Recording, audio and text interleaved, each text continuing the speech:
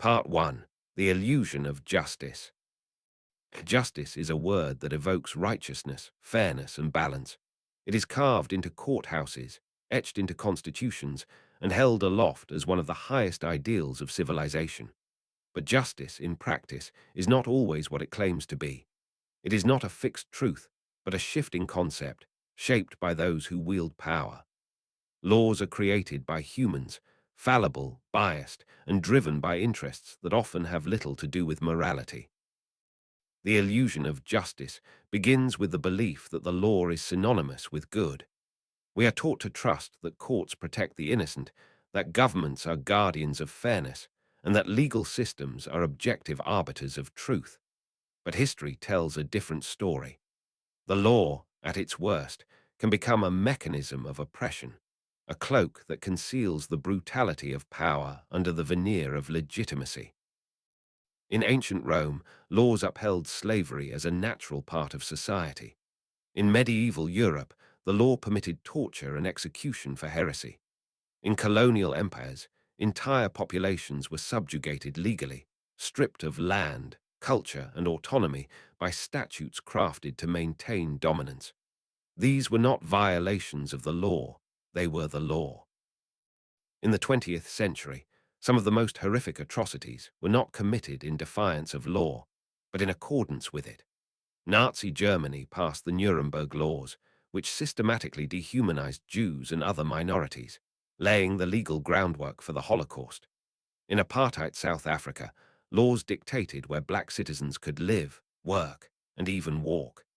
In the United States, Jim Crow laws ensured that racial segregation and disenfranchisement were perfectly legal.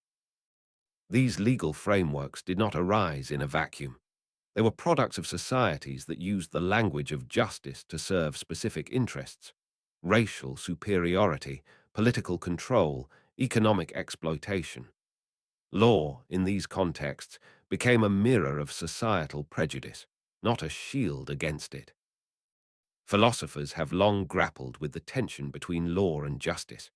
Plato envisioned a world where philosopher kings ruled with wisdom and fairness, but also recognized how power corrupts. Thomas Hobbes saw law as necessary to prevent chaos, even if it meant sacrificing certain freedoms. John Locke, on the other hand, argued for natural rights and the limits of legal authority. Yet all these theories share an acknowledgement: law is not inherently just. Its morality depends on its makers. One of the most dangerous assumptions a society can make is that legality equals morality. This assumption breeds complacency. If something is legal, it must be right. If someone is punished by the law, they must deserve it. This belief blinds people to injustice, and worse, it empowers those who write the laws to define what justice is, regardless of its ethical substance.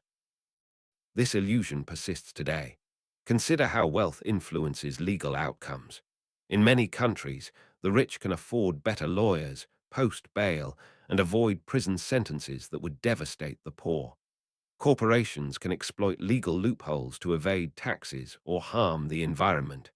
Governments can use anti-terrorism laws to silence dissent. All of this is legal. But is it just? Justice, if it is to mean anything, must exist independently of the laws written by those in power. It must be rooted in universal human dignity, empathy, and truth. When we conflate justice with legality, we risk enabling some of the darkest impulses of human society. We turn a blind eye to suffering because it has been codified. To understand how law can serve evil, we must first dismantle the illusion that it always serves good. Justice is not a static institution. It is a struggle, a demand, a voice that rises even when the law tries to silence it. In the following sections, we will explore how this illusion has been weaponized, how institutions and individuals become complicit, and how voices of conscience rise against the machinery of legalized injustice. Because justice is not carved in stone, it is carved by human hands, and it is up to us to decide what shape it will take. Part 2. The Legal Mask of Tyranny. When injustice hides behind the law, it becomes doubly dangerous. It not only enforces oppression, but legitimizes it. Tyranny cloaked in legality is not perceived as brutality. It is perceived as order, stability, even justice. The regimes that have most successfully silenced dissent and committed atrocities did not abolish the law, they rewrote it. In 1935, Nazi Germany enacted the Nuremberg Laws. These statutes, passed by a functioning parliament and enforced by courts, stripped Jews of their citizenship and outlawed marriages between Jews and Aryans. The laws did not merely discriminate, they codified a worldview in which one race was superior and others were subhuman. It was not chaos, it was order. It was not vigilantism, it was the law. And therein lay its horror. The Jim Crow laws in the American South operated under the same principle. They enforced segregation in schools, public transportation, restrooms, and restaurants. Black Americans were required to yield sidewalks to white citizens, forbidden from voting through legal loopholes like literacy tests and poll taxes, and subjected to a justice system that saw them as less than human. These were not rogue policies. They were embedded into state legislation and upheld by courts for decades. In Stalinist Russia, show trials were used to eliminate political rivals. These trials followed procedure, cited laws, and issued sentences with full legal backing. The accused were paraded as enemies of the state, and their confessions, often extracted through torture, were presented as proof of justice served. The law became a stage, and its scripts were written by tyrants. In apartheid South Africa, past laws required black citizens to carry identification documents and restricted their movement. Special courts were set up to try violators swiftly, often without legal representation. Every aspect of life was regulated by race. Yet the system claimed to be legal and therefore just. But legality is not a shield against evil. It can be its most polished mask. The language of law plays a crucial role in this deception. Legal terms, security, public order, national interest, are deliberately vague and malleable. They allow governments to justify almost any action. Censorship becomes protection of national integrity. Torture becomes enhanced interrogation. Internment becomes preventive detention. The cruelty is hidden beneath semantics. The power of legality lies in its ability to normalize. When evil is legalized, it becomes invisible. Citizens do not see themselves as complicit. They see themselves as law-abiding. Police officers follow orders. Judges follow precedent. Bureaucrats follow protocol. And atrocities are carried out not by monsters, but by ordinary people performing ordinary roles under the guise of serving justice. This is the true danger. The law can offer moral anesthesia. It numbs the conscience. It allows entire societies to participate in evil without recognizing it as such. Tyranny, when dressed in legal robes, does not need to shout, it can whisper. It does not need to command, it can suggest. And the machinery of oppression turns quietly with the approval of the governed. In the next section, we will examine the individuals within these systems, judges, juries, lawyers, who become agents of injustice not because they are inherently cruel, but because the law allows them to be.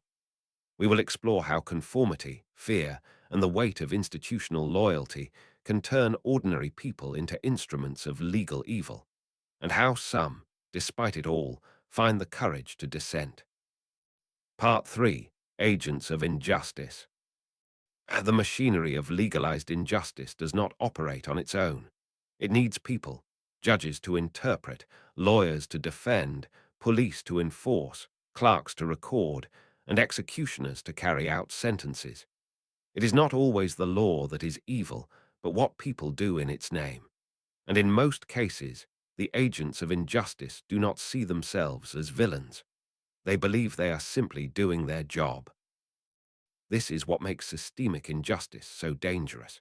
It does not rely on individual malice, but on institutional obedience. A judge who sends a man to prison under a discriminatory law may feel no guilt if he believes in the sanctity of legal procedure. A police officer who arrests a woman for protesting an unjust regime may tell himself that he is preserving order. A lawyer who defends a corrupt corporation may argue that everyone deserves representation.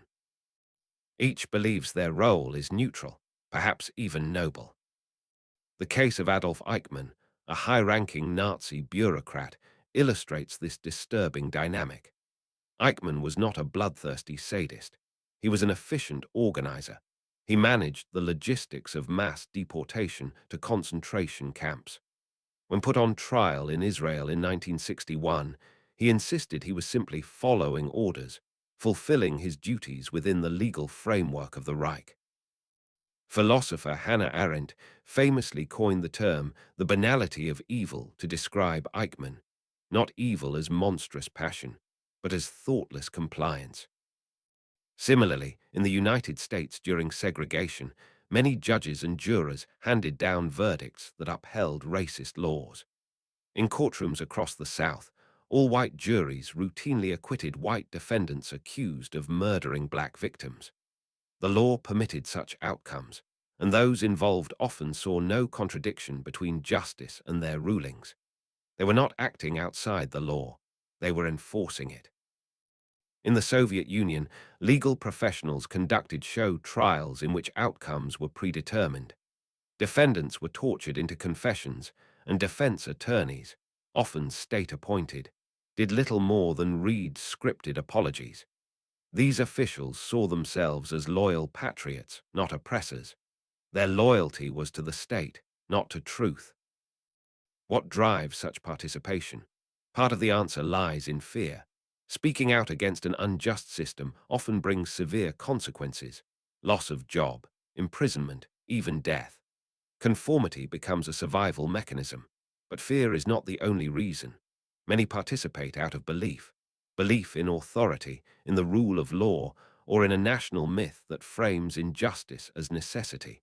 When laws are tied to patriotic duty or cultural identity, violating them feels like betrayal. Psychology plays a role too. The Milgram experiment in the 1960s revealed how ordinary people would administer what they believed were painful electric shocks to others, simply because an authority figure told them to. Most participants showed signs of distress, but continued. Their actions weren't driven by hatred, but by obedience. And that is what makes agents of injustice so chilling. They are often people like us, not monsters, but neighbors, not sadists, but professionals, people who tell themselves that their hands are clean because the law guides them, people who think that responsibility ends where duty begins. But there are exceptions: brave individuals who refuse to comply, judges who defy unjust laws, lawyers who defend political dissidents, police officers who refuse unlawful orders, whistleblowers who expose systemic corruption. These people pay a price for their courage, often facing exile, imprisonment, or worse. Yet their defiance reminds us that law does not absolve us of moral responsibility. In the end, a society is not judged only by its laws, but by how its people choose to interpret and enforce them. When justice is distorted, it takes conscience, not compliance, to see clearly. The question is not only what the law demands, but what our humanity demands. In the next part, we will delve into how entire societies can become complicit in injustice, not just through action, but through silence and indifference. Part 4. The complicity of the silent majority.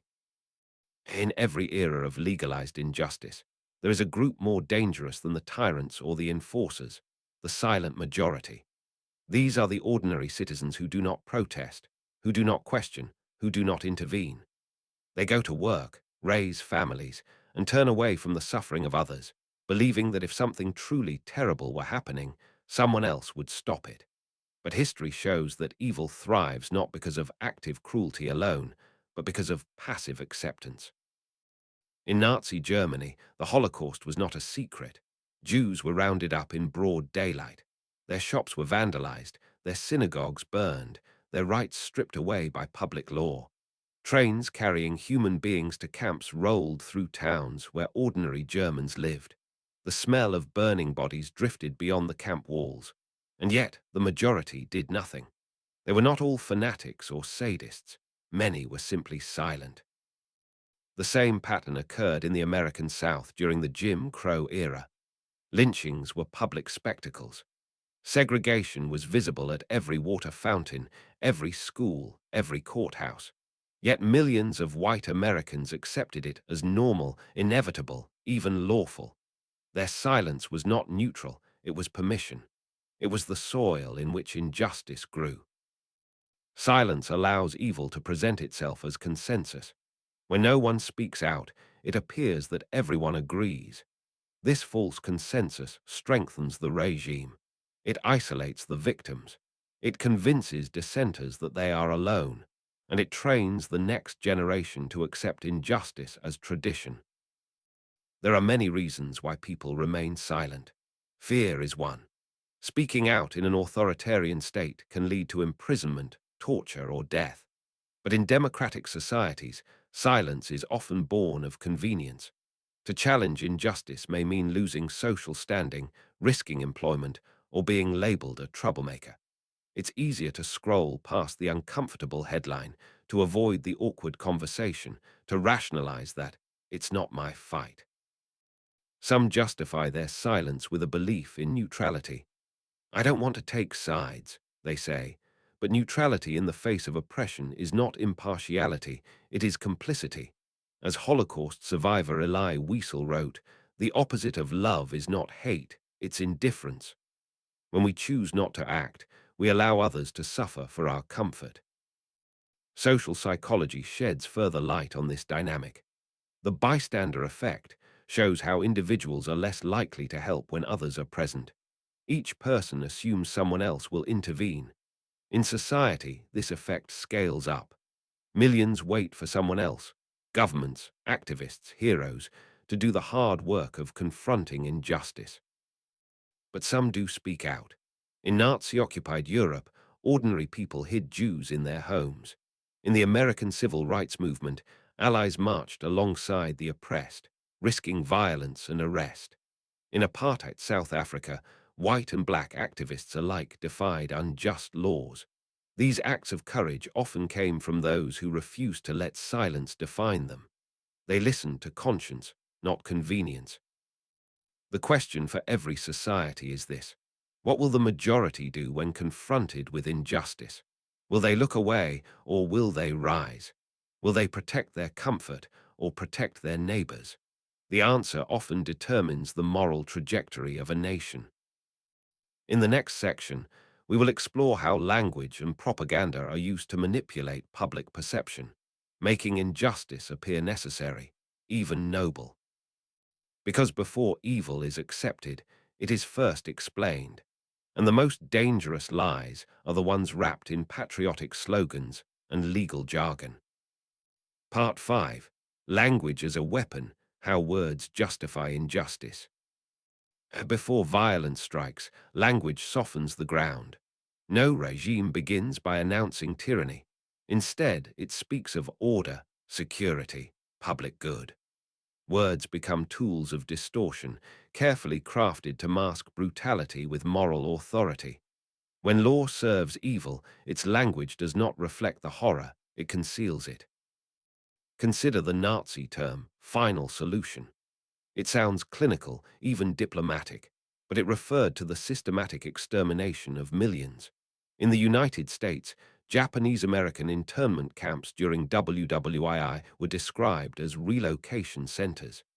In South Africa, apartheid laws referred to separate development.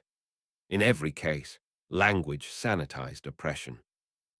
Governments know that people are more willing to accept injustice when it is framed as necessity. Enhanced interrogation sounds far less brutal than torture. Collateral damage distances us from civilian deaths. Legal documents overflow with euphemisms that obscure pain and erase victims. Propaganda is not only external, it is internalized. Citizens begin to use the same vocabulary. They say, those people are dangerous. They must be controlled. It's for their own good. The more people repeat these phrases, the more detached they become from reality. Language reshapes morality. Legal language plays a unique role. Statutes, verdicts, and legal decisions are often framed in dense, sterile terms. A law banning certain religious clothing may cite public security. A decree arresting protesters may invoke national unity. These phrases sound reasonable until you see who suffers under them. The goal of this linguistic manipulation is not to convince everyone, but to paralyze resistance. If people are confused, overwhelmed, or uncertain, they are less likely to act.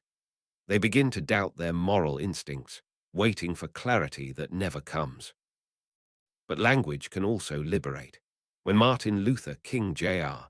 spoke of justice rolling down like waters, his words cut through legal jargon. When Nelson Mandela said, "I am prepared to die," he transformed legal condemnation into moral defiance. Truthful language is the first rebellion. In the next section, we will see what happens when justice loses its moral compass entirely and becomes a tool of vengeance, not virtue.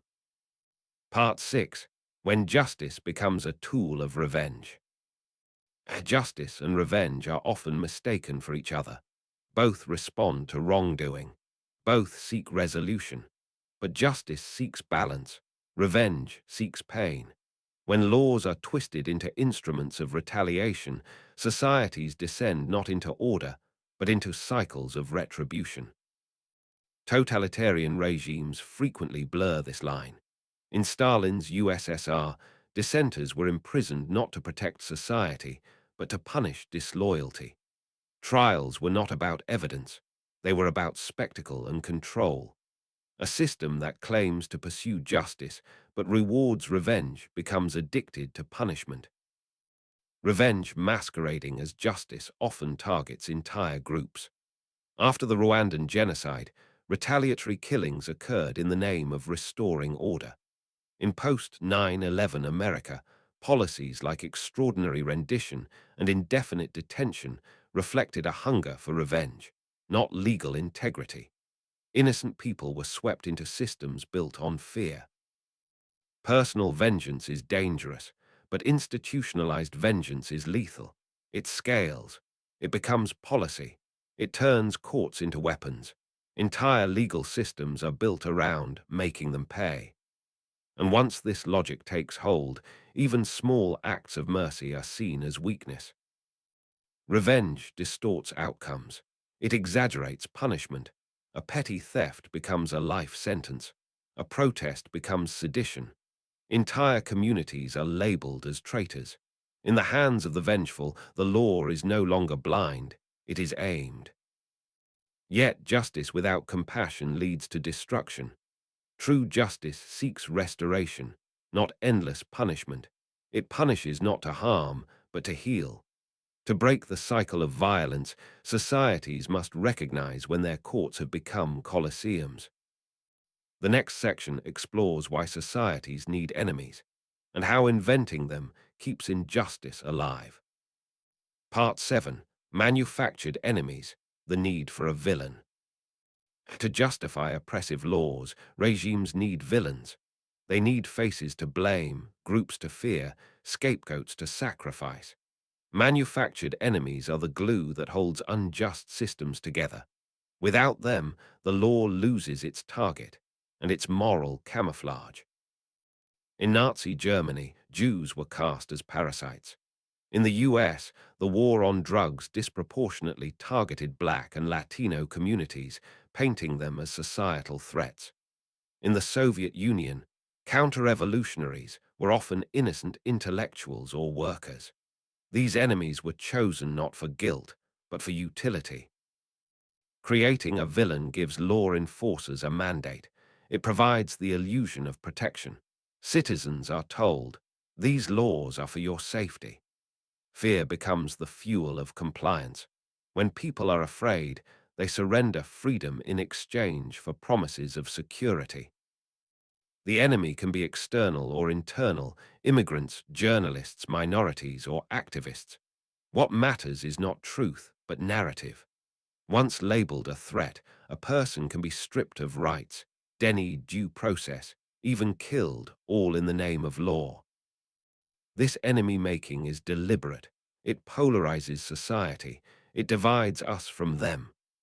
It makes cruelty seem righteous. And it allows the government to violate its own principles because the target is not a citizen, it is an other. But enemies are rarely static. As power grows, so does paranoia. Yesterday's ally becomes today's traitor. Loyalty is never enough. In such systems, everyone is potentially guilty. In the next section, we'll explore how these enemies are not just condemned, they're paraded, judged, and destroyed for public approval. Justice becomes theatre. Part 8. Justice as Spectacle, Trials for the Public Eye. In corrupt regimes, trials are no longer about truth, they are about performance. The courtroom becomes a stage. The defendant becomes the villain in a state-approved script, and the audience, rather than being horrified, is entertained. In ancient Rome, public executions served both punishment and spectacle. In revolutionary France, the guillotine drew crowds. In modern states, media coverage replaces the crowd, but the effect is the same. People watch. They cheer. They believe justice is being done. Show trials have a long history. In Stalin's Russia, confessions were pre-written. Judges read verdicts from scripts. The outcome was known before the trial began. These performances served one purpose: to legitimize power. Even in democratic societies, trials can become tools of manipulation. Consider high-profile political prosecutions, where the media frames guilt before evidence is heard, or how defendants from marginalized communities are paraded in handcuffs for cameras. Perception becomes reality. The danger of spectacle is that it replaces substance. When trials become entertainment, the demand is not for truth, but for resolution. Someone must pay. And so, systems find someone, anyone. But the law is not a play. It is not meant to satisfy the crowd. Its purpose is justice, measured, fair, honest. When that standard is lost, the courtroom becomes a coliseum. In the next section, we examine the cost of resisting this machinery and what happens to those who defy the system from within. Part 9. The Cost of Resistance, when conscience challenges power. Not everyone obeys. Not every judge signs unjust rulings. Not every lawyer betrays their ethics. Not every citizen stays silent. Some resist, and they pay dearly for it. Whistleblowers lose jobs, reputations, and freedom. Activists are surveilled, imprisoned, or worse. Lawyers who defend the unpopular become targets themselves. Judges who refuse to uphold unjust laws are dismissed or disgraced. But resistance is more than protest. It is moral refusal. It is the judge who acquits when the law demands a conviction. It is the clerk who leaks evidence of corruption. It is the police officer who won't enforce a cruel order. History remembers these individuals not for their success, but for their integrity. Sophie Scholl, Nelson Mandela, Andrei Sakharov. They stood against legal systems that served evil not because they were safe, but because they were right. Conscience is costly. It may not change the system, but it changes the story. It reminds the world that injustice is not unanimous, that even in the darkest institutions there are lights. In the final part, we ask, what would it take to truly reclaim justice? How can we build systems that serve not power, but people? Part 10. Reclaiming Justice. What it takes to break the cycle. If law has been used to oppress, can it be redeemed? Can a system built to serve power be rebuilt to serve people? The answer is not simple, but it is possible. First, justice must be redefined, not as blind punishment, but as moral clarity. Laws must be judged not by their authority, but by their humanity. Does this statute protect the weak? Does it defend truth? Does it honor dignity? Second, accountability must reach upward. Too often, systems punish the poor and protect the powerful. True justice means no one is above scrutiny, not presidents, not police, not corporations. It means transparency, honesty, and reform. Third, society must confront its history. Healing cannot occur without truth. Germany did this after the Holocaust. South Africa did it through its Truth and Reconciliation Commission. The past must be faced, not erased. Finally, justice must be democratized. It must belong to everyone, not just lawyers or politicians. Citizens must know their rights, question their leaders, and defend the oppressed. The law must fear the people, not the other way around. Justice is not a destination, it is a direction, and the road is long. But every act of conscience, every protest against cruelty, every demand for fairness, these are the steps that lead us forward. Because law should not be a weapon, it should be a promise that no one is above it and no one is beneath it.